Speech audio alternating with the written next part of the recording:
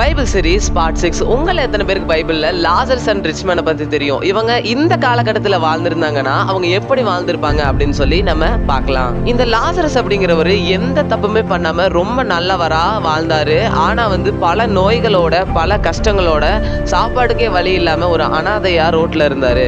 ஆனா இந்த rich man ரொம்ப சந்தோஷமா தனக்கு என்னென்னலாம் தேவையோ அது எல்லாத்தோடையும் தான் எதெல்லாம் ஆசைப்படுறாரோ எல்லா விஷயங்களோடும் சந்தோஷமா வாழ்ந்துட்டு வந்தாரு. ஆனா இவரோட மனசுல நான் இவ்வளவு தூரம் வந்ததுக்கு காரணம் நான் மட்டும்தான், என்னுடைய சொந்த உழைப்பு தான், என்னுடைய சொந்த திறமை தான் சொல்லி ரொம்ப பெருமையோட வாழ்ந்துட்டு வந்தாரு.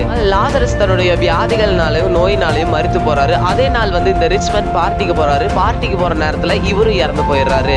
இப்ப ரெண்டு பேருமே ஒரே நாள்ல இறந்து போறாங்க. லாசரஸ் நீதிமானா வாழ்ந்ததுனால பரலோகத்துக்கு எடுத்துக்கொள்ளப்படுகிறாரு. ஆனா இந்த ரிச் மேன் துன்மார்க்கமா தன்னுடைய சுய வழிகள்ல வாழ்ந்ததுனால அவர் நரகத்துக்கு போறாரு.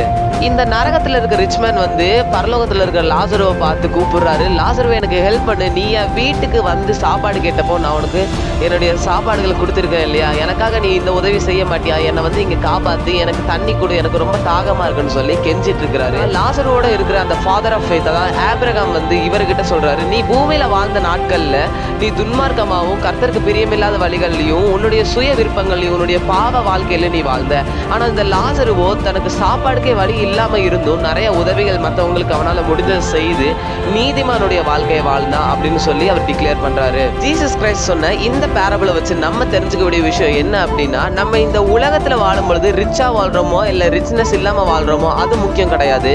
ஆனா ரைச்சியஸா வாழ்றோமா இல்ல அன்ரைச்சியஸா வாழ்றோமா, அதாவது நல்லவனா வாழ்றோமா இல்ல துன்மார்க்கமா வாழ்றோமா, அதுதான் முக்கியம். சோ இந்த கதையை பத்தி உங்க கருத்தை கீழே கமெண்ட் பண்ணிட்டு போங்க. So may God bless everybody.